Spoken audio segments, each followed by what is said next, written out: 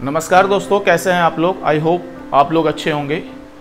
आज मैं जो एक ज़्यादातर गलतियां करते हैं बिगिनर्स या कुछ ऐसे भी हैं जो बारबेल कर्ल, बाइसेप्स का एक मेन एक्सरसाइज है बारबेल कर्ल, वो गलती करते हैं। तो आज मैं वो बताने वाला हूं कि टेक्निकली उसको हम कैसे कर सकते हैं। तो चले इस वीडियो को हम पूरा देखते हैं।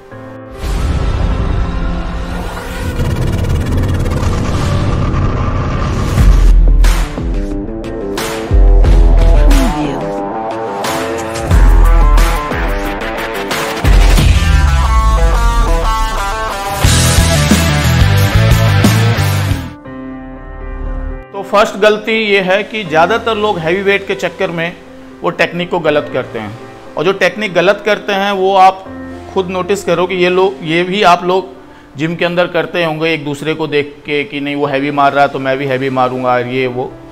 तो वो गलती आप ना करें। मैं आपको सबसे पहले टेक्निक बताता हूँ, उसके बाद मैं आपको बताऊँगा कि आपका उतना ही वेट जितना मार सकते हो वो इफेक्टिव होगा टेक्निकली। तो जो सबसे फर्स्ट गलती करते हैं बारबेल कर्ल में वो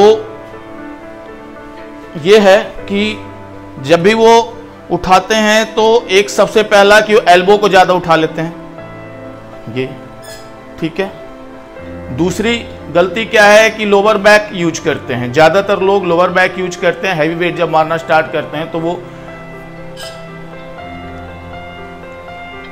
ये पूरी बॉडी को यूज करते हैं वेट उठाने के लिए, जबकि आपका सिर्फ 4 आर्म्स यूज होना चाहिए बाइसेप्स में, और ज़्यादातर वो चाहे डंबल्स हो या रॉड हो, ठीक है। थर्ड गलती क्या है कि लोग जो सबसे मेन गलती करते हैं जिनके मसल्स में आता ही नहीं है, वो आपको मैं दिखाता हूँ कि ज़्यादातर लोग उसको एल्बो को खोल के बाइसेप्स करते हैं। ये जैसे मैं अभी दिखाता हूँ आपको, मैं फ्रंट से नहीं दिखा पाऊँगा। तो ये जो ज़्यादातर गलतियां हैं वो सबसे मेन गलती है जो ये करते हैं कि वो रॉड लेने के बाद ये इनका हाथ ऐसे रहता है और शोल्डर उठा हुआ रहता है, जिसकी वजह से क्या होता है कि वो मसल्स पे ना आके 4 आर्म्स पे ज़्यादा आता है। तो ये मेन गलती है जो ये ज़्यादातर लोग करते हैं, जो मैं आपको दिखा रहा हूँ, एल्बो बाहर। अब ये सारी गलतियों की वजह से आपका जो मेन मसल है बाइसेप जिसका आप कर रहे हैं ट्रेनिंग, वो यूज नहीं होता है और सपोर्टिंग मसल यूज ज़्यादा होता है। तो आप कोशिश करें कि 30% आपका सपोर्टिंग मसल, 70% आपका मेन मसल्स यूज हो। तो मैं आपको वो दिखाता हूँ कि आप टेक्निकली इसको कैसे कर सकते हैं कि आप लाइट वेट में भी आप अपने मसल्स को पूरा थका सकते हैं, फटीग कर सकते हैं। तो आपको मैं टेक्निक दिखाता हूं जिससे आपका लाइट वेट में आप पहले उसको ट्राई करो, जो भी आप करते हो और जो मैं बताता हूं उसको आप ट्राई करो। हाँ, ये जरूर होगा कि आप जो वेट मारते हो उसमें वेट में फ़र्क आ जाएगा कि अगर आप 10 किलो से करते हैं, 20 किलो से करते हैं, या जो भी आप करते हैं उससे वेट में डाउन जाएगा। बट ये जरूर होगा कि आपका मसल्स प्रॉपर थकेगा। और सबसे हमारा टारगेट ये होना चाहिए कि ज़्यादा से ज़्यादा हम मसल्स को थका सकें। तो टेक्निकली जो वर्कआउट है वो सबसे पहले मैं बताता हूं कि आप कैसे कर सकते हैं, और उसमें आपका लाइट वेट से भी आपका मसल्स प्रॉपर यूज होगा। तो फर्स्ट आप शोल्डर लेवल में रॉड लें, ठीक है।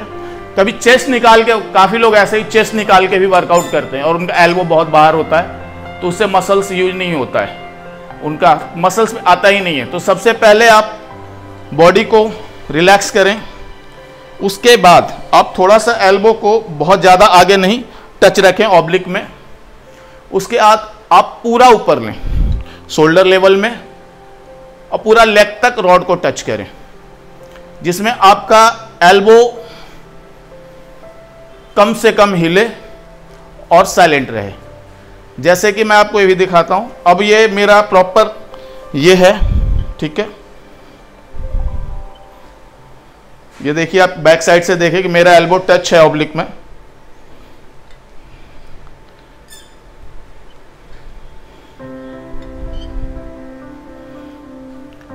तो ये आप टेक्निक करें। एक दूसरी और गलती कुछ लोग करते हैं हैवी वेट मारने के चक्कर में। हैवी वेट मारने से बॉडी बनती है, मैं माना नहीं कर रहा कि आपका मसल डेवलप जब ही होगा जब आप हैवी वेट मारोगे, पर वो टेक्निक से मारो।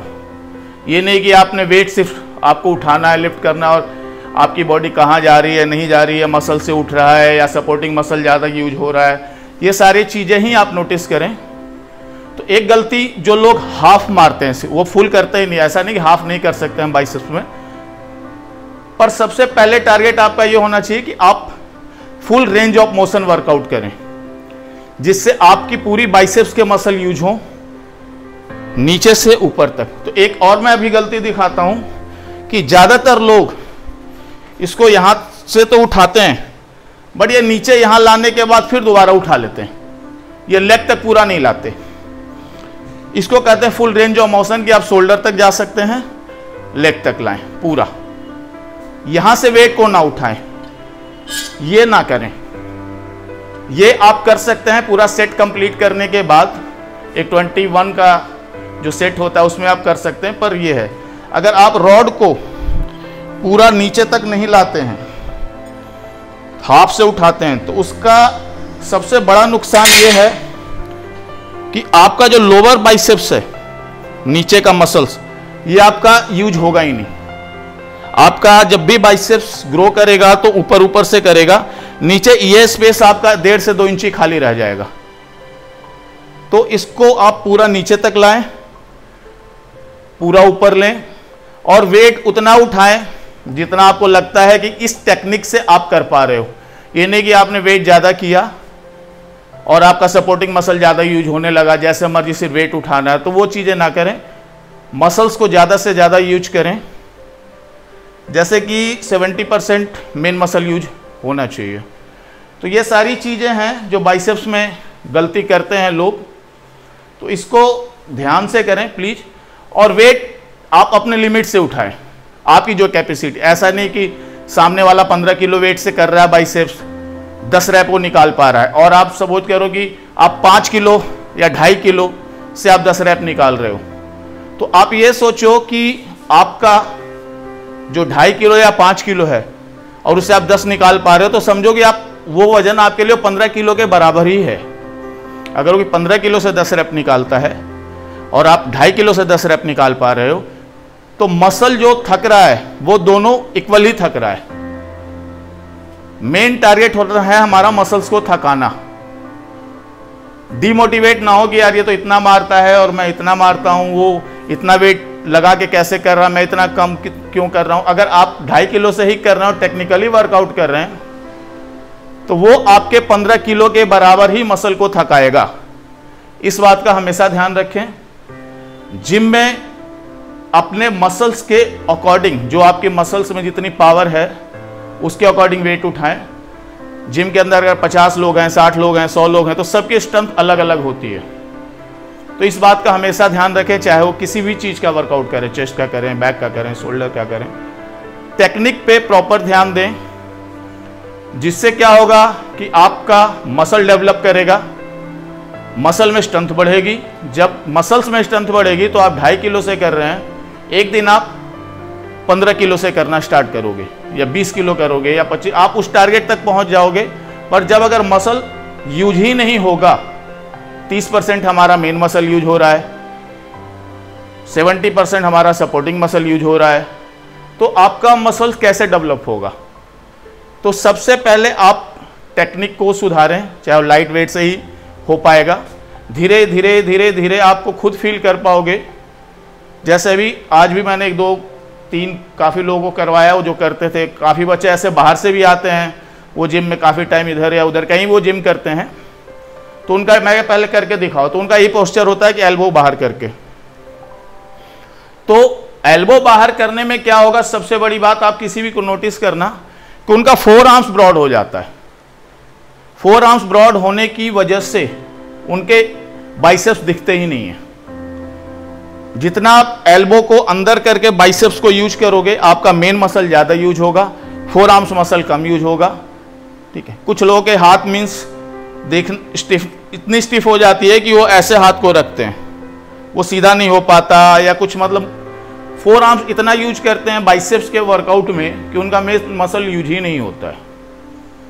तो आप मेन मसल को यूज करें, काफ़ी लोग क्या है, ग्रिप को बहुत ज़्यादा टाइट लेते हैं। ग्रिप ज़्यादा टाइट लेने की वजह से कहते हैं सर मेरा बाइसेप्स तो थक नहीं रहा, मेरा फोर आर्म्स थक रहा है। तो ग्रिप को भी ज़्यादा टाइट ना लें, थोड़ा सा लूज रखें ग्रिप को, ताकि आपका मेन मसल्स पे ज़्यादा आए। जब भी आपके फोर आर्म्स में पेन हो या कुछ भी ऐसा हो तो आप कोशिश करें ग्रिप को थोड़ा लूज करके करें, जिससे आपका फोर आर्म्स का मसल रिलैक्स रहेगा और आपका बाइसेप्स का मसल सिर्फ यूज होगा। 30% तो होना ही है सपोर्टिंग मसल, 70% कम से कम मेन मसल आपका यूज होगा। तो इस बात का ध्यान रखें कि आप अपने अकॉर्डिंग ही जिम के अंदर वेट मारें और टेक्निकली जो मार सकते हैं। ये नहीं कि सामने वाले को देख के हम भी हैवी मारे और फिर हम गलत करने लगें, तो आपको बॉडी में मसल्स तो कम पर इंजरी जरूर करेगा। तो इंजरी से भी बचना है बॉडी बनाने के साथ साथ। इसलिए मैं अभी जो मेरी लाइन चल रही है टेक्निकली कि आप कैसे कर सकते हैं, आगे मैं बताऊंगा कि आपको कितने सेट करने चाहिए, कैसे करना चाहिए, आपको बाइसेप्स के लिए कितना वर्कआउट करना चाहिए। बट अभी मैं ये बताना चाहता हूं कि आप टेक्निकली वर्कआउट करें, उसमें आप सबसे बेनिफिट है कि आप इंजरी से बचोगे। 90% मतलब जो है ऐसे लोग, मैं तो खैर देखता हूं जिनके एल्बो में पेन रहता है, यहाँ पे वो पट्टी, तो ये सारी चीज़ें ही ओवरवेट मारने की वजह से होता है, जो हमारा मसल सपोर्ट नहीं करता है। कि मेरे मसल की कैपेसिटी है 10 किलो उठाने की और मैं उसको 30 किलो उठा रहा हूँ, तो वो इंजरी करेगा ही करेगा बॉडी के अंदर, कहीं भी हो, किसी भी पार्ट का हो, किसी भी जगह पे हो। तो आप कोशिश करें कि बारबल कर्ल जो करते हैं उसमें एल्बो बाहर ना लें, हमेशा एल्बो अंदर करके करें। लोअर बैक का इस्तेमाल कम करें। मेन मसल आप करेंगे तो आपको खुद एहसास होगा। तो आप प्रॉपर टेक्निक जो मैंने बताया है ये करें।